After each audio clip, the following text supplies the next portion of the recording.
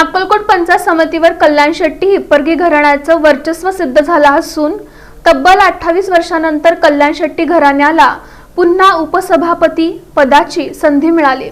अक्कलकोट पंचायत समितीच्या सभापती आणि उपसभापती पदाची निवड प्रक्रिया नुकतीच पार पडली। यामध्ये पानमंगरुळ येथील सुप्रसिद्ध डॉक्टर अशोक हिप्परगी यांच्या सुनबाई डॉक्टर रश्मी हिप्परगी यांची सभापतीपदी वर्णी लागली, तर उपसभापतीपदी सागर कल्याण शेट्टी यांची बिनविरोध निवड करण्यात आली। या निवडीमुळे अक्कलकोट पंचायत समितीवर कल्याण शेट्टी हिप्परगी घराण्याचं वर्चस्व पुन्हा अधोरेखित झाला आहे। माजी जिल्हा परिषद सदस्य स्वर्गीय पंचप्पा कल्याण शेट्टी यांनी 1992 ते 1997 या कालावधीत पंचायत समितीचे उपसभापती म्हणून काम पाहिलं होतं। त्यानंतर तब्बल 28 वर्षांनी कल्याण शेट्टी परिवारातून सागर कल्याण शेट्टी यांनी पंचायत समिती सदस्य म्हणून प्रवेश केला असून आता त्यांना उपसभापती पदाची संधी मिळाली आहे।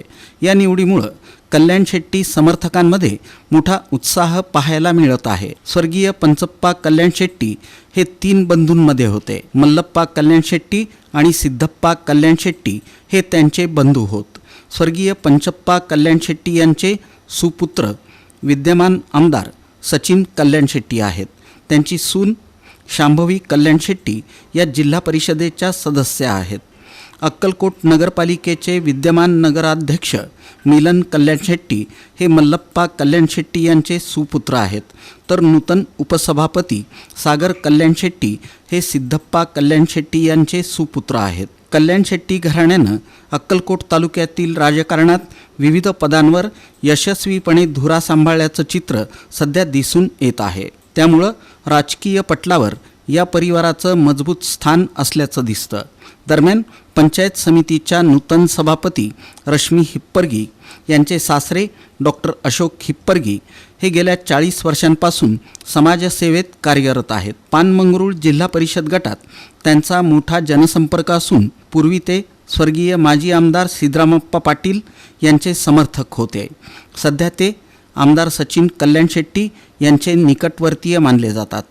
तसंच त्यांचे बंधू प्रकाश हिप्परगी यांनी सलग 2 वेळा पंचायत समितीचं उपसभापतीपद भूषवलं असून एकदा प्रभारी सभापती म्हणून काम पाहिलं आहे।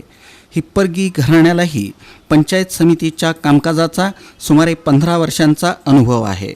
दोन्ही घराण्यांना राजकारणाचा मोठा अनुभव असल्यामुळं अक्कलकोट तालुक्यातील ग्रामीण भागातील प्रश्न सोडवण्यासाठी हा अनुभव निश्चितच उपयोगी ठरेल अशी अपेक्षा तालुक्यातील जनमानसातून व्यक्त केली जात आहे।